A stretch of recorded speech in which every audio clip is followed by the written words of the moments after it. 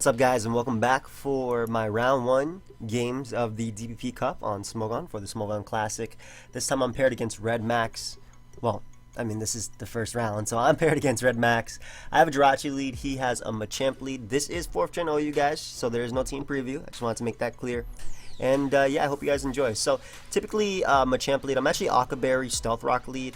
I definitely valued hitting this Machamp over getting a Brock's just yet. I knew I could live a Dynamic Punch, so that's why I'm pretty much doing this first turn. He would definitely go for it. So I do a hell of a lot with that Psychic, as he is going to hit me with a Dynamic Punch. And at this range, Payback does not knock me out, so I don't actually expect him to go for it. So I decided to switch out into my Rotom Heat. Rotom Heat is Ghost and Fire. I'm just kidding. It's Ghost and Electric in this generation, and what I can do is evade that Dynamic Punch, go after Thunderbolt, knock him out. Now, I knew that even if he had a Tyranitar, which is on most DPP teams, Tyranitar being one of the best Pokemon, I could Will-O-Wisp it and pretty much get out of here if I wanted to. Also want to give a shout out to BKC, who passed me this team. So I do think Crunch, that's definitely not banded. Obviously, it's not Scarf because he's not faster than me. So I'm going to go for Sub because if he chooses to go for Stealth Rock, just in case he's like a Lumberry variant or something like that, which I'm pretty sure he is. I'm definitely sure that's not Bandit. Bandit would have done a lot more to me, especially because I'm not that bulky of a Rotom.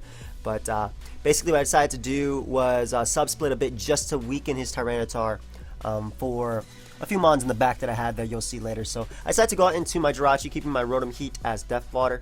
Though Burn plus Stealth Rock would have been, Burn plus Sand, or Thunderbolt, excuse me, would have been able to knock out the Tyranitar. I figured I could go out to Jirachi and I can get out my Stealth Rock, tank this Crunch, and now just finish him off with a Thunderbolt. I didn't want to reveal that I have the HP ground because I was hoping to catch a Heatran coming out. I actually catch a Metagross as he decides to bring that out, so I'm like, okay, I'll go right for the Hidden Power ground. It's going to be a solid 3-hit KO as he is going to get up Stealth Rock.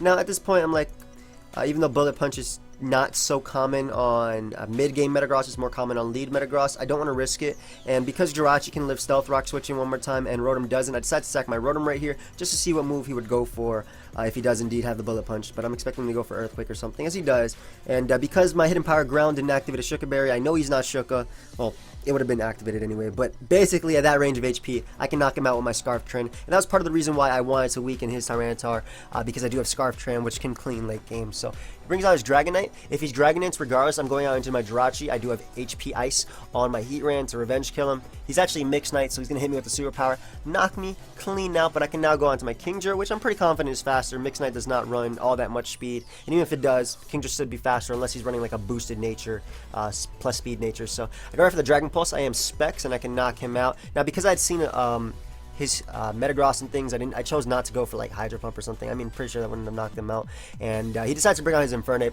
Now, I guess I could have sacked my Kingdra right here to the close combat, but I was really fearing him to have a really bulky water as last mon, and even though I do have Scarf Explosion on Heatran, the rest of my team, the majority of it is slow. So if he was like offensive Suicune and got like, I don't know, like a 50-50 right, switching back out into Infernape on my Explosion, I could have lost to an offensive Suicune. So I decided to save my Kingdra, knowing that it can live one unboosted Ice Beam, and go out into my Dragonite as he is going to hit me into close combat. But based on that damage, it is definitely banded Infernape, so that's great to know, because I do have one mon in the back that can definitely take a banded Mach Punch, and Heatran isn't just in range just yet, if I'm not mistaken. So I know that after the -1 drops from close combat, I can knock him out with extreme speed. So I decided to go for that as he brings out his Rotom. Rotom, as I said, is Ghost and Electric, so he's able to obviously tank that, and I'm pretty sure he's Scarf. Just based on the fact that his team is relatively slow, Infernape is definitely banded, so I would think this is Scarf Rotom. So I decided to reveal my last, which is my Breloom. I am bulky enough to take Thunderbolt as well as a banded Mach Punch from Infernape, so my best play right here is just going right for Spore. I'm not Sub Punch, I'm actually Mach Punch, Seed Bomb, Superpower. So I decided to go right for Seed Bomb because he hasn't burnt any turns of sleep, and it should be able to knock him out after the Sandstorm damage anyway, as he decides to go directly into Infernape, and that pretty much is going to seal the game for him, because Seed Bomb damage, which actually does so much considering that's a resist, 36%, puts him in range of Mach Punch, as I am able to knock him out, and his last is going to be that Rotom, which hasn't burnt any sleep turns at all. So I'll be able to knock that thing out with the Seed Bomb as he does stay asleep. Now, this is a best of 3, so obviously I have at least another game coming out for you guys. So let's actually go right out into that. So here we are with game 2. He leads Nidoqueen, I lead Tyranitar. So I'm automatically thinking, okay, this is some sort of Nidoqueen, Bronzong, Blissey stuff. maybe Skarmories, just some bulkier team with T-Spikes. So I expect him to go for T-Spikes turn 1.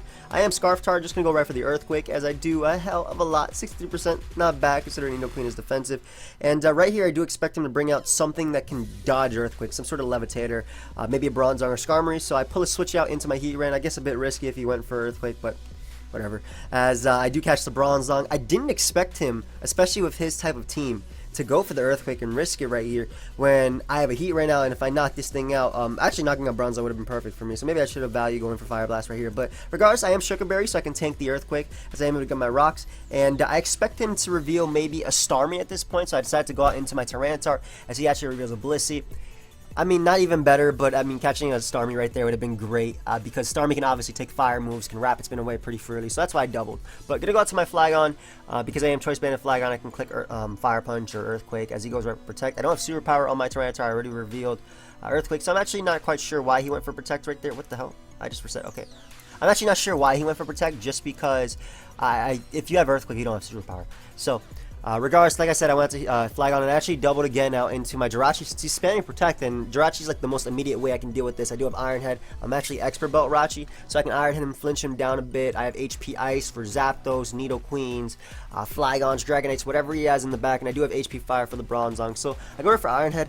Again, I'm not sure what his immediate response is, and I don't want to reveal the HP Fire just yet if he has like a Heatran in the back, though I doubt it on this type of build. But gonna go right for the Iron Head as he brings out Bronzong. I know I can take one Earthquake no matter what, so I'm just gonna hit him with the HP Fire to weaken him. I do have a Dragon Dance Gyarados in the back, and weakening Bronzong, putting it in range of +1 Waterfall will definitely be beneficial for me. So he actually has Protect on his Bronzong as well, as I am gonna go right for the HP Fire, knowing that I live the next hit. So I don't actually expect him at this point to want to stay in on my Jirachi. So I decided to mix it up a bit and go for the Grass Knot again, trying to catch a bulky water. Like that's the turn I would have brought in Starmie if it was me, or anything, or like a Suicune to take it on. But I catch a Zapdos, so I am gonna hit that with the Icy Wind after. I shouldn't go down to a Heat Wave just yet at the percentage I am at if he's bulky Zapdos, which he should be on this team. So I decided to go for the Iron Head because pretty much. What else am I trying to do right here? I'm trying to flinch him. If I can flinch him once or twice, he goes down to Icy Wind, and that's pretty much a dead Zapdos. So I'm going to switch on to my Flygon on when I'm expecting to be a Thunderbolt or Heat Wave, as he does go for that. And now Zapdos is a bit of an issue to my team, especially to my Gyarados, because I can't really hit it with his Waterfall. Don't like Ice Fang or anything. So I decided to go right out into my Choice Banded Flygon. Maybe this wasn't the best play, but I definitely stick with the play I made right here to do a hell of a lot to him with the Outrage, to the point where I can go right back out into Jirachi. And the reason I went Jirachi is because with Icy Wind, if he went out to like a Scarfer or something or anything, I pretty much beat it. So it forced him to stay in. Like, let's say he revealed the Starmie that he actually does have in the back a turn earlier right there. Icy Wind plus Stealth Rock plus a drop. Sand, I would have been able to knock him out with the Grass Knot after that. So he reveals his Tyranitar, he's going to go right for Earthquake. Good play, because obviously the rest of my team is grounded, as my Machamp is going to take that. T-Spike is a bit annoying. I don't want to go right for Ice Punch just yet, predicting his Nidoqueen, even though he does bring it out, because I don't know what his last is, and generally having that chance to confuse people is more so the better play than straight up predicting and having him stay in. So obviously he is going to be confused, and I decided to go for Payback just in case his last isn't a Starmie, or he decides to go Starmie right here on the Ice Punch, or even if it's a Rotom Ghost form or whatever it is. So I'm able to knock him out with the next Ice Punch. I am a very speedy Machamp, so he is not going to be able to outspeed me unless he's running a significant amount of speed on him. So goes right back out into Tyranitar. Unfortunately, I don't have the best switch into Earthquake. I do have a Gyarados, which I am going to reveal now, but I don't want to risk him going for like Stone Edge or something, or Crunch, and let my Gyarados get weakened. At this point, I'm actually thinking I'm Lum Dragon Dance Gyarados. So that's definitely going to come into play later. That's my fault for not looking at the team. I thought it was Lum. It turns out I'm Citrus, but you guys will see how that comes into play later. But I got to my Gyarados, and I decided to go right for Waterfall as opposed to Dragon Dancing up, because again, I don't know what his last mon is, and if it's a Rotom form, though Starmie was definitely the biggest option right there. If it was a Rotom form, then there was no point in Dragon Dancing. It's better to hit it with a Waterfall upon switch, and then go out to like Heatran or something, or Tyranitar, or Pursuit Trap it, then going right for the Dragon Dance and being forced out, since +1 Waterfall either wouldn't knock out a bulky variant, or a Scarf variant would obviously be able to outspeed me. So I go directly into my Tyranitar on the Reflect, and I'm like, crap, man.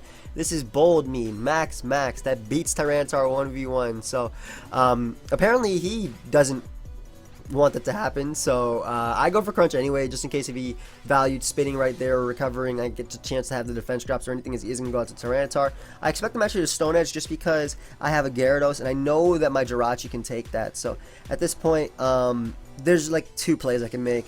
I could either go for the Iron Head or the Icy Wind. Icy Wind was okay in that situation, just in case he actually wasn't Bold me. Which is Bold Star me, obviously. But let me actually just check something real quick, just to make sure. Because if my Gyarados got hit by Sand first... Yeah, Gyarados didn't get hit by Sand first, so I wasn't 100% convinced he was actually Bold Star me. So I go for HP Fire, as Earthquake is going to be able to knock me out on the Bronzong. But I know now that I can go out into my Gyarados and knock him out with Waterfall. I chose Gyarados over anything else because Gyarados definitely threatens... basically Tyranitar can't come in. Starmie could come in, I guess. And also the reason I went for Waterfall over Dragon Dancing up is because even though he did show Protect, Explosion is super common in DPP, and that thing nukes. Even after -1, it might have been able to knock me out. Depending though. So he goes to Tyranitar right now. He's gonna lock himself into Stone Edge. I'm pretty confident. So I'm actually gonna sack my my Heatran right here, as he does go right for the Stone Edge. And I guess he maybe... Why? I guess maybe in that turn, because as you can see when we go back to that turn, he actually switches out. So I guess he didn't want to risk me or him missing Stone Edge, which is fine because I went for the all-around best play, which is going for Explosion. Knocks out Tyranitar at 42%, would knock out Bliss if he decides to switch out to that, or knock out Starmie as well. So again, it was my all-around best play that turn. And at this point, I actually decide to go on to Gyarados because Bold Starmie with Reflect actually doesn't have Thunderbolt. So right here, this is where me not for remembering I was Citrus Berry comes into play, because Stone Edge after Intimidate still can knock me out really comfortably with Sandstorm damage, and Sandstorm is obviously infinite in DPP.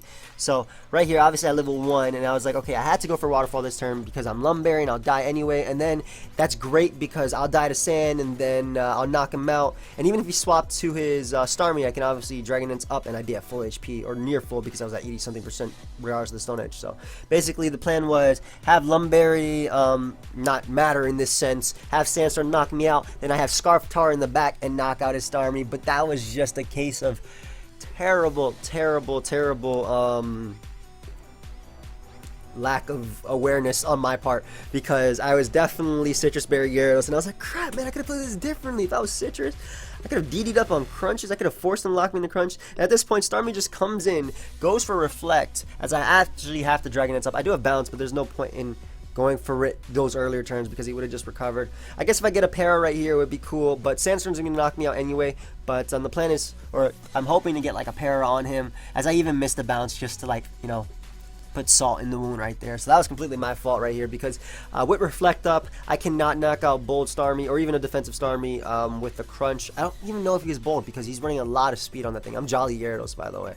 So regardless, Crunch is not going to be able to knock him out. And with the T-Spike up, even if a Reflect had dropped and T-Spike hadn't been up, yes, I would have been able to KO him. But obviously with the T-Spike up, he's able to win that game. And now we are 1-1. So here we are with game 3. Now, if a lot of you guys don't know me too well, or how I used to play back in Diamond and Pearl, my favorite playstyle, which is actually contrary to like what it is now. Like, I love offense now, and I love bulky offense. I love balance. My favorite playstyle back in the day was always semi-stall or stall. That was actually my go-to playstyle, and then occasionally bulky offense. Semi-stall usually with like Skarmory. This is back during the Latias Mega. With like Skarmory, Latias. I love Rest Talk Gyarados, defensive Rotom. This was like my go-to back in the day. But then obviously I started uploading to YouTube, and I was like, crap, I can't upload stall on YouTube, so I became more of a balanced player. And that's, well, I can upload stall on YouTube, but then you end up with videos. Then you end up with videos like this. Is a really chill video, by the way, guys. I'm actually blowing off some steam because I got hacks by White Queen for OST around 7. And if you guys want to watch those replays, you can. Just look up pokeaim and you'll see them. But one video that had good reception. This is what happens when I know people are gonna be like, I just want to see the replay and what happens. Yeah, but this is what happens when you use stall. You get 130 dislikes, even though it's a play style, and the games were actually fun, and I was forced to play aggressive. But obviously, I don't have ad blockers, you guys saw. But in any case, like I'm saying, I'm using like a semi-stall type of team right now. I lead off with a defensive Rotom, as I lead off a Dragonite. And if this is Bandit Knight, I take a hit. If it's Mixed Knight, I take a Draco. And my best play is to burn him. If he's Mixed Knight, he's dangerous. If he's Bandit Knight, he's dangerous. And I do have Skarmory in the back, but I can't necessarily take a hit. If he's mixed, obviously, and I can't risk it. So I decided to just go right for a Will-O-Wisp right here, knowing that if he drops the Draco, which he does a hell of a lot, I can burn him, and then my Blissey becomes pretty much a counter to him because it's not going to go down to Superpower. So I do burn him with that Will-O-Wisp, as now I'm just going to go out to Blissey. I do have Stealth Rock on it, and like I said, guys, I really love Semi-Stall back in the day. So I'm able to go out to my Blissey right here, as he is going to go for right for the Fire Blast and gets a burn. The burn is definitely annoying because now I'm pretty much forced to go for Soft Boiled in the turn after instead of going for like Thunder Wave predicting the switch. But obviously with the burn, his superpower isn't going to do too much, as I am going to go right for my Stealth Rock right here. Typically Mixed Knight doesn't run Roost if it's a lead, though it can, but a lot of people run superpower, Fire Blast, Draco Meteor, and obviously Extreme Speed, because that helps you versus Sash leads like Azelf and things like that. So I go for Soft Boiled. Like I said, if he didn't burn me, I would have been in a comfortable amount of HP, and I could have fired off a T-Wave. But because he burned me, I'm going to have to switch out. Goes out to Tyranitar. I definitely want to switch. I'm going to go out to my Nidoqueen. If he's Bantar, then he could just click Stone Edge right here if he wanted to. I'm thinking he's Stealth Rock, though, because he was mixed lead Dragonite. So typically Tyranitar or Metagross or even Heatran would be your Stealth Rockers at this point. So I bring out Nidoqueen, and I'm going to go for Toxic Spike because based on the way his team looks, definitely has a bulky water like Suicune or Starmie. I'm thinking more Suicune in the back. I'm definitely thinking he has Heatran in the back, and I'm not sure about what else, but that's what I'm thinking, just based on my DPP knowledge. So he brings out Azelf. I'm like, crap, is this nasty plot Azelf? Because it's mid-game. If it's Bandit, I don't want to stay in. Regardless, I risk protecting right here because my Blissey is comfortable enough to live a boosted Psychic, and I could always sack Rotom if needed. So I'm going to go out to my Blissey right now. I'm thinking he's Nasty Plot Life Orb Azelf, as he goes right for that Life Orb Psychic, and he gets a Spadef Drop. Now, this is annoying because had he not gotten the Spadef Drop, I could have just fired off a T-Wave right here and then comfortably Soft Boiled up. Because he got the Spadef Drop, I'm fearing him to Nasty Plot up on my Soft Boiled and actually 2 KO me. And if I don't get the full para with Thunder Wave, then something goes down. So at this point, I'm panicking a little bit. Also, he could be mixed with Explosion. That's all stuff that could happen. So I decided to fire off T-Wave because this thing is faster than my entire team. My team is really slow. I don't even have a Scarftar on my semi-stall team. It's a really outdated team, by the way. I wouldn't advise using it. But he does bring out his Blissey, and again, I didn't soft blow it up because of the Spadef Drop, and I'm fearing Pursuit because Pursuit does knock out Blissey at that range, so I decided to stay in. He goes right for Superpower, not messing around with my Blissey, and unfortunately, the Mon that can check his Azelf goes down, but I can now go out to Nidoqueen and pretty much fire off an Ice Beam if I want to. I decided to fire off that Ice Beam because Dragonite, though it doesn't have a switch in with the burn plus sand and everything, it would have to come in on a down or a Pokemon going down. Ice Beam's still my best play because it hits Azelf and is Floater if he decides to go out to that, but he does reveal the Suicune.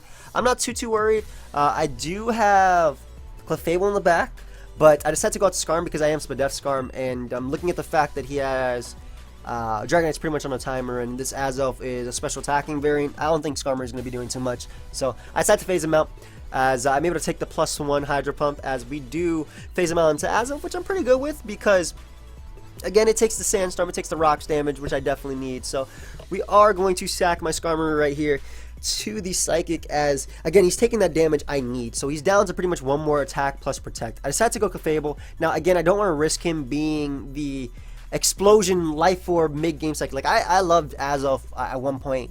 When everybody was spamming Lumberry, Machamp lead, as Life Orb lead because it was ridiculously strong. It would Oko it, it's Fire Blast for Jirachi, Explosion, Nuke Sting. So I decided to double out into my Rotom just in case he did have the Explosion right there. If he went for it, obviously I'm a Ghost type and he forces him to sack his Azelf. Plus Rotom's pretty expendable, the fact that it's at 11%. Now I go for Rest right here just in case he's not running Speedy T-Tar because I would have been able to get that off. Unfortunately he is, but again, that's completely fine because T-Tar is at the point where it can't switch in anymore. And I am Calm Mind Clefable, so my game plan this entire time was weaken Tyranitar, get rid of a Mon that could potentially go for Explosion, and then sweep with Calm Mind Clefable. And as long as I keep Gliscor plus Nidoqueen alive, I don't lose to something like Lucario or a fighter, as he actually does reveal Machamp. So that's the real reason why I kept my Gliscor and my Nidoqueen alive as well. If he did have SD Lucario, they both checked it. He reveals a Machamp, and I'm like, okay, that's a good double, but he took so much from Stealth Rock, Spikes, and Poison, which is, again, going in Clefable's favor. Clefable sets up on Suicune. I'm Calm Mind Bolt Beam, and the only thing I'm really fearing is an Explosion Mon, and I'm pretty sure his last Mon is Heatran at this point. Like, I know it's Heatran at this point. I know these types of builds. So, I actually fire off an Ice Beam again, just in case he wants to try and bring out Azelf and pick up a kill by going for Explosion. If he did have it, I doubt he has it, but at this point, but if he did, that'd be fine. His Custap Berry is going to activate, as I am going to hit myself with Confusion. Again, completely fine, because there's still a chance that I can break through right here and go for Protect. Obviously, I would have been able to knock him out, but regardless, I do break through the Confusion with my Nidoqueen. I am able to go for Protect, and Sandstorm plus Poison is going to do its job, take its toll on this Machamp, and that is going to go straight down. So at this point, he is going to reveal the Heatran like I was expecting, and just looking at the build of his team, Scarftrend is the most probable, especially because his team is rather slow. Scarftrend is definitely the option that I'm thinking, but I don't want to play it like super aggressively and lose because of it, because I need Clefable in order to win the game. Clefable beats the rest of his team, bar Heatran going for Explosion. So I go out into my Clefable, tank that Fire Blast, and I actually double back out into Nidoqueen, because at this point Nidoqueen has done its job, just in case he did have Explosion, and he would go for it there. He actually doubled out into his Azelf, so that's great because I can go for Protect, get a bit of leftovers. Azelf will go down to Sandstorm. It doesn't have reliable recovery outside of like Rest, so there's nothing, no fear of anything happening like that, as he is going to go out into his Dragonite. Now, he misses Draco Meteor as I go for a double Protect, because this is my best play. Now, that's really unfortunate, because it basically meant that now I have a better chance of winning potential 50-50s, because I'm pretty sure he Scarf Trend just based on the build. Otherwise, he would have went right for Explosion on Clefable and dealt with it, and then Azelf plus Suicune would have won the game. But now that Nidoqueen's actually still alive, and even at a comfortable amount of HP, he actually cannot knock me out with the Fire Blast after one more Protect. And obviously, because it failed that turn, I can go for this turn. So I have to go for Protect. And like I said, had he hit that Draco, I would have had to win a 50-50 on when his Heatran went for Explosion, because otherwise I Calm Mind up. Thunderbolt knocks out Suicune after the poison damage and all that stuff. So I do tank the Earthquake. Nidoqueen definitely putting in work right here, as his last is the Suicune, and I can just click EQ. We know it's offensive Suicune just based on the damage it did to my Skarmory, and the fact that it does have Ice Beam. But I'm gonna be able to go out to my Clefable right now. I just want to show off my last move. My Gliscor, I'm pretty sure, could have taken him on regardless. I'm sorry if you heard somebody yell in the background, but thankfully it doesn't crit me. I'm actually not sure if my Gliscor is faster. Like, Britscore is faster, which is like the Toxic one. But I am able to take the Hydro Pump. He doesn't crit me, and we are going to win 2-1, and we're on to round 2. So definitely a great series. Hacks definitely as well. And the misplaying game 2 like pissed me off, because I could have just Dragon Dance up and then +1 Earthquake. He didn't have enough HP to recover off. But in any case, I hope you guys all enjoy. Feel free to leave a like, subscribe, do your thing. Like I said, if you want to see those White Queen replays, I'm not uploading it. Not because I lost, but just because of how the games went down. But as in like what happened in the game itself. Everything everything that could have went wrong definitely went wrong. But in any case, guys, I hope you all enjoy. Feel free to leave a like, subscribe, do your thing, and I will see you guys next time. Cue the outro.